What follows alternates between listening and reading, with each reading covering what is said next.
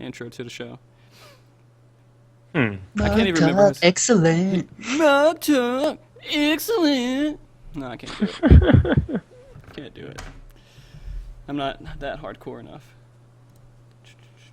Chat. Put that there. Got you there. All right. Well, I think it's about time to start up, guys. You guys ready? Yep. Absolutely. All right. I mean, if we have Rolling. to. Party time. All right. I'm gonna take a 5-second breather right here before we start to get that silence and that anticipation. All right. Welcome everybody to MogTalk episode 11. I appreciate everyone showing up here tonight. We have returning guest Gilly Valentine and Adagio Adante. How's it going? We also have with us tonight Shaman Ark. Nice to meet you guys. Yeah, he is going to be our one of our wonderful guests that will be discussing statics with us tonight and giving us, of course, other opinions. I'm sure you have lots of opinions for us, right, Ark? Tons. All right, awesome. Well, before we even start in this, how has everybody been over the last 7 days? I'm not going to say the last week, the last 7 days. I've been pretty good. I finished painting my son's room, getting it all set up finally, and hopefully we're going to start setting up my own little broadcast area here before too long, so it's going pretty good over here. Nice. Gilly, how you doing, man? Could have been better if that boxing match went the way I wanted it to. Boxing match. Like, everyone became like a boxing, like, professional, like a boxing comic, what would you call it? Enthusiast over the weekend for that. I didn't watch it because I just didn't feel like I wanted to put the money out for it, and I knew I would know everything about the fight like the second it ended. So, but you saw it, Gilly, right? Yeah, it was pretty disappointing. Yeah, I know what Very you did disappointing. after you were done with that fight too. Nope. Nope. Nope. Nope. Nope. Nope. Nope. Nope. Okay, nope. All right, Ark, how have you been over the last 7 days, man? Pretty good. Just been smashing my face against Turn 9 Savage. Nice. Like a lot of other groups I've seen lately. Yeah, Mistech was talking to us last night, and they just felt like, you know, it's not really progression, it's more just slamming your face into a brick wall. But, I mean, it's a hard fight, man. Okay, so, before we start tonight, what we are going to go over, I want to tell you guys what we're going over. We're going to be discussing statics, how to lead them, how to join them, and all the nonsense that you got to deal with statics. The other thing we're going to do is I want to do a quick, proper introduction of our guest host here, Ark, and do a little Q&A with him. If you guys have any questions that might come up, just feel free to ask it while we're going over the Q&A. And we also have a little bit of news. God, it's been such a slow week for news. But hopefully we have a few things to talk about. So let's go ahead and get started with this Q&A with Shaman. Let me get in place with my little slide here. All right, Shaman, are you ready to be interviewed under the spotlight and strapped to a chair? Yeah, absolutely. All right, so I'll start it off really slow. What previous MMOs have you played besides Final Fantasy XIV? Started out with Final Fantasy XI. Just loved that game. It was my first MMO. I don't care about what everyone says about it. I had so much fun playing that game. Yeah, that's pretty much where I dumped most of my time in. And then other than that, for like that competitive spirit in me, it was all in WoW pretty much. I like to play Final Fantasy XI for its casual kind of aspects, and then WoW when I felt that kind of competitive urge to like try and do some progression and stuff like that in PvP. Yeah. So those are the two big ones, and then I did a bunch of other ones where I played them for months. A lot of those Korean grindfest games that I'd last a month, and then it's like, oh, it's so pretty. Never mind, I don't want to play it anymore. Terra, yeah, Terra and Aeon, yeah. So, what do you do right now for your competitive edge? Do you go back to WoW and do your PvP there, or what do you do? No, actually, Final Fantasy XIV's been like I'm surprised, but it's just completely satisfied both aspects of like MMOs I like. Like it has a lot of good casual content as well as it has a good healthy amount of competitive content to it with like raid progression, and I do some PvP here and there, but I'm hoping PvP kind of becomes a little bit bigger. But So you'd say you're a competitive raider? I try to be, yeah. Yeah, that's awesome, man. Get up there and try to be maybe get server first and tell everyone else you're a little bit better than they are. But so let's go into the next aspect of it. So what got you into Final Fantasy 14? Why did you leave everything else and come to Final Fantasy 14? I've been really always looking forward to the next Final Fantasy MMO, just because of like, oh wow, I love Final Fantasy 11 so much, the world around it. And I was like, if it just had that like the stuff that WoW had in it, that modern MMO content, the competitive rating, like really well structured rating, and I just love it. And then Final Fantasy 14 1.0 came out, and I was just ready to quit everything. So I did that for a month and had to go back to WoW. Yeah, so, I know how you feel, man. Yeah, and then I was pretty much giving up on Square Enix at that point, because there was also Final Fantasy 13 came out around the same time, and yeah. Yeah, a lot of people actually, if they're Final Fantasy enthusiasts, they didn't like 13. But anyways, let's go into. We're collecting your questions, by the way. Don't forget about that. We got Adagio and Gilly on top of all that. Picking up, yep. All right. So, what classes do you play currently, and this is actually one of the questions I think they just asked. What server do you play on? Yeah, it looks like it got answered. I play on Diablos. So that, I play, a ninja on Diablos. Awesome. Do you mainly just play ninja? Do you branch out at all, or you just say F everything else, ninja's the only thing for me? It was funny because when 2.4 came out, I knew that switching to ninja, I'd be at a massive disadvantage to everyone who's pretty much been playing their mains for a very long time.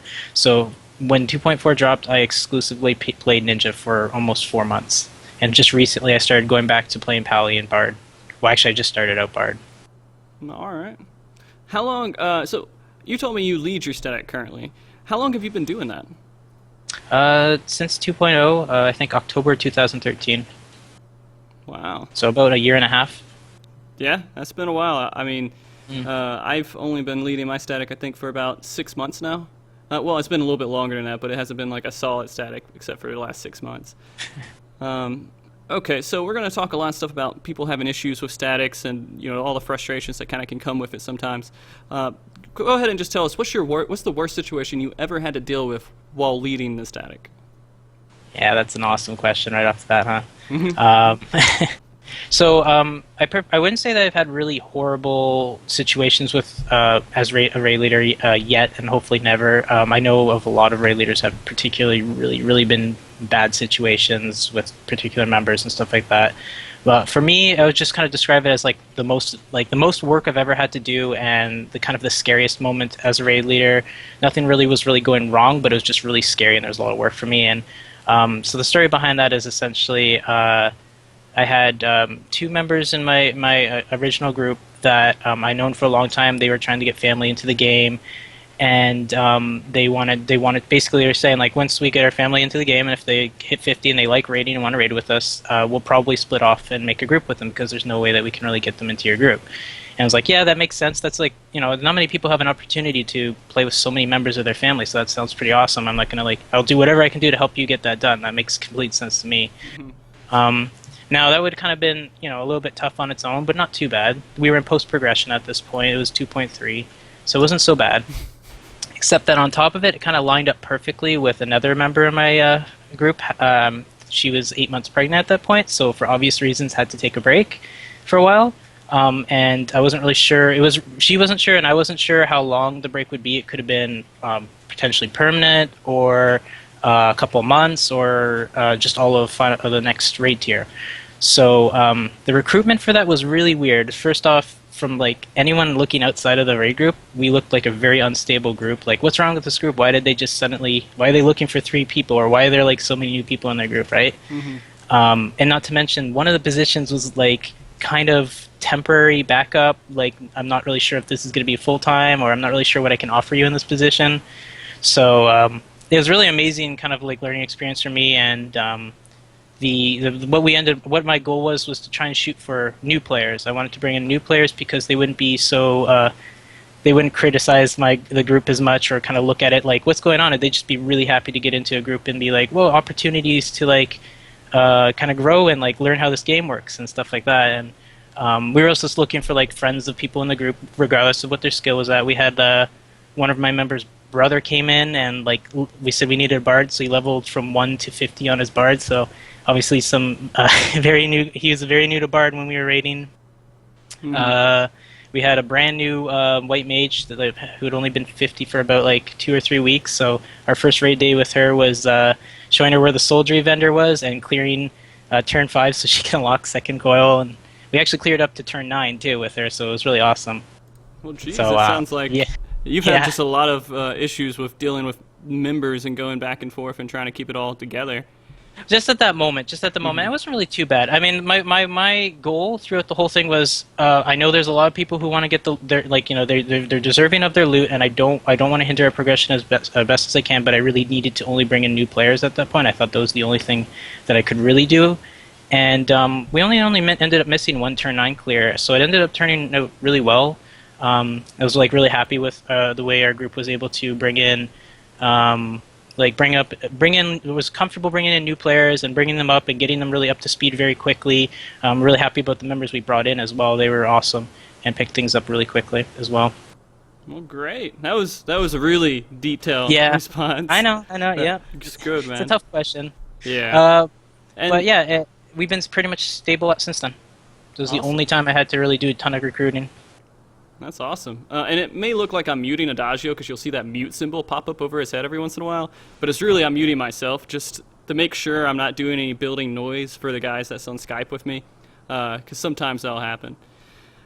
So I guess another thing that let's do this. Do we have any viewer questions at the moment? We have 2, yeah. All right, let's run into them. What do we got? Okay, let's see. Atari22 wants to know what your main job in 11 was, Ark. Ninja. Nice. Of course. And Truth X Cap just wants to know what's it like being in the same FC as the best DPS on Leviathan and Diablos. I feel like that's like maybe someone from my free company. Yeah, it sounds kind of like a slightly conceited question. Oh, it's awesome. It's absolutely awesome. I love it so much. That DPS is amazing. Best response you could give. Man. Yeah. All right. Well, is there anything else we should know about you before we get started, Arik? Yeah, I just want to kind of give a little disclaimer for myself before we go into talking about statics and stuff. It's just that as a raider, I feel like it's really important to be really blunt and honest about everything I say, and that's going to come out in any opinions or any discussions we have. So I might come across as potentially maybe sounding elitist, and I just kind of want to give the disclaimer that I strive to be the opposite of that. I try to help out new players whenever possible. I try to treat new players as equals to everyone in my group and myself, and give them the opportunity to learn at all times. So yeah, so if I sound like that at all, it's just me wording things poorly, and I apologize. We got it too much. We got a question here from Sai to Ark. How do you approach someone who is typically not meeting the DPS they should be? Oh, wow. Yeah, we were going to talk about that a little bit later, too, but sure, I can actually... Well, let's hold off on it. I'm not hold off on it? Yeah, Sai, I'm going to answer your question. I'm going to do you one better. I'm not just going to have Ark answer it. I'm going to have Gilly answer it. I'm going to have Adagio answer it. And I'm going to answer it, too. We'll throw all that into a general discussion for you guys so you know kind of... And also, any static-related questions, we'll answer those as well when we're doing the actual static. So, let's get into some news, and I am going to actually... sorry, Sai. I'm going to actually transfer this off to Gilly while I deal with my little dog here, and let him go through it. Go ahead, Gilly. All right. So for the news that I got over the last 7 days, nothing really too big. It's been a really slow month for all of us. It was Yoshi's P's birthday, May 1st, 2015. So, happy birthday, Yoshi. He's 42. Happy birthday. Yeah, right? Our almighty Eorzean god. Ages with all of us. Yeah, he did a couple of things. What did he announce? Nothing really. Teaser, right? Yeah, he gave us a little teasers on a little stuff. He also showed off all the stuff fans made for him. They sent him a birthday cake and everything. One was actually of his little avatar that he had on the forums and stuff, which was kind of cool. That should be about it. But yeah, 42.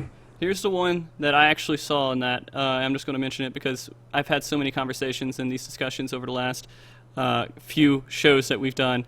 Is the Fat Chocobo picture he released. The flying fat chocobo. The flat Yeah. joke. There's no rockets. There's no balloons. Apparently, Flapping its wings. yeah, it's flapping its little fat, small wings, I guess you could describe it, going for a piece of cake. Hope it's not just jumping there. Yeah, I hope it's not just jumping. But apparently there's nothing too special that gets it in the air. It just naturally can fly. I guess it's a magical fat chocobo. Might be like with hummingbird wings. They just flap so fast that it can lift it up, I guess, maybe. That would be amazing. I mean, with the regular It looks so chocobos, too, ridiculous. it looks kind of weird with them flapping their wings. It doesn't feel like they should be able to hold themselves up, but that's a whole new thing, man. And then he also put I don't know. a screenshot out. It doesn't look like it's flying though. Like it just looks like it's just jumping. That's kind of... Oh, what is that above his head there? Is Yeah, that a piece of doesn't... cake? Yeah, it's a piece of cake. So in the current fat chocobo, it's like just a green that he's holding over the head, right? Yeah, But, it like- used to be a Gashel green. Yeah. When you jump and start to fly, you pull it a cake instead or something like that? Is that how it works? I guess so. I mean, that's the only thing I can make sense out of it, because that's the difference I see is that there's a piece of cake instead of the green on there. So maybe it wants cake Everyone's- more than greens. Everyone says the cake's a lie, man. It Everyone's better saying not it's be a a lie. lie. If it's a lie, then I'm never gonna celebrate Yoshi P's birthday again, which I didn't celebrate. Oh. I won't recognize it anymore. We'll never have it on our MogTalk. But let's go into the next part of news. What else we got, Gilly? We also have a new third-party app, fflogs.com. Basically what it is, it collects all of your battle logs in your game with a mixture between of you logging into their website or with a mixture of, quote-unquote ACT, and it posts it to the net, I think, if that's how it works. Yeah. And it actually gives you like it gives you statistics on like all the numbers and stuff like that. And before we jump, I need to turn that off. Hold on. Give me a second. Moobot wants to get you guys to request songs, but we are not requesting songs right now. Feature. Command list. Don't you guys try to request any songs. Alright. And... Alright, cool. That should take care of it. The one thing I did notice, and before we get too much into it, I want to make it clear, we do not endorse using unofficial add-ons or plugins for this game. The point of the topic is just to kind of inform you guys and discuss it. What you guys do is your own stuff. Well, I'm not trying to advertise for it or even remotely suggest that you guys use it, because I'm not going to get in trouble for it. And like Gilly was saying, I think it's just it's like a website that has a special plugin, I believe, that goes to ACT, and it makes a battle log that you can upload to their website, and it will analyze all of that data and then tell you kind of what you were doing wrong and what can be changed and how to optimize the fight. But Shaman, you had a little bit of information about that too, right? Yeah, it's essentially, if anyone from the chat ever used World of Logs and WoW, it's the same thing. It pretty much will tell you everything about what happened in the fight in great detail, like who was DPSing what target and what stats are associated with that, so you can like call people out on target swapping, interrupts and everything like that. And it just gives you like graphs, analysis. It'll tell you like when someone dies, and then you can kind of see their DPS kind of trail off and then go back off. And I could go on for hours and hours. I know it's been a while since I've used World of Logs too, so I'm gonna have to relearn this tool. Yeah, but we won't advertise it too much because I don't want to go too much into it. And with the subject of Final Fantasy XIV DPS.com, I think that project was shut down because of this project. Well, not because of it, but because he felt that this was a more stable infrastructure and that if he went forward with it, it would be a lesser product of the two. And so he just stopped with what he was doing. Although that's just something I read on Reddit. I'm just kind of assuming that. And I don't want to be a complete ass here. If you are curious about it at all, I do want to let you know who made it. I need to give him credit for it, at the least. His name is Kira, and he has a Twitter here, and if you want to go follow him with kind of the work he does a lot of work like that. So yeah, the site should still be up, but I don't think it's being worked on. The project's just been kind of, I don't, what's the best word to put for it? Put on a hold for infinitely? Temporary leave. A very undefined start to whenever it would ever start again, which will probably not be anymore. So while we're talking about this, I actually want to do a mini discussion here. I want to just, have a short discussion about mods and sites like this in general. there are a handful of really useful mods out there that exist for Final Fantasy XIV, but none of them are really technically allowed under terms of service from Square Enix. So I'm going to pose a question to you guys. First, why do you think Square doesn't support mods currently? And just whoever's most outspoken, go ahead and go. I think it comes down to the whole point of where essentially they didn't want to start with parsers and overlay mods, because it comes to the point of with parsers they didn't want the community to become toxic with as, oh, look at you, scrub, you're not doing this much DPS, you suck, go away, blah blah blah. They didn't want that kind of toxic community. And also it comes down to, I'm guessing, with the overlays or anything like deadly boss mobs and other MMOs, they don't want the game to be oversimplified with, the kind of add-ons that those have. So, I'm guessing that's probably around the route. If I'm misstepping anywhere, I guess the other two guys can pick that up. Ark, what do you think, man? Go ahead. I was going to actually, I asked Ark, what do you think, but I realized I had myself muted, and then you start talking anyways. I guess you're just a mind reader, but go ahead and go, Ben.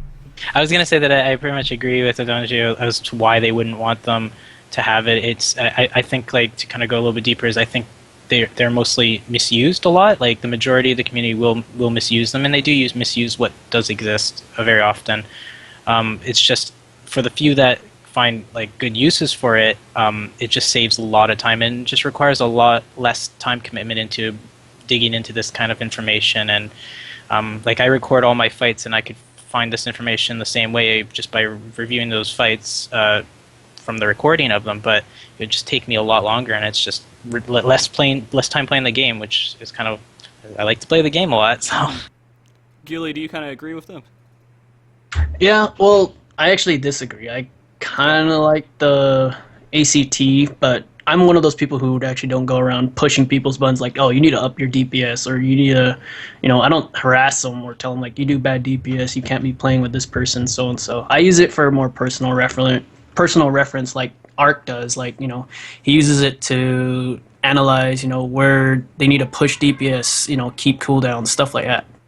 So it's a nice way to plan for progression, but on the same scale, if people are using it to harass other players, then just bring toxicity into the game, really puts a bad taste to third-party programs for other players.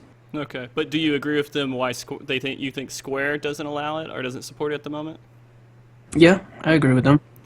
Ark, what's your personal opinion, kind of, on mods and everything?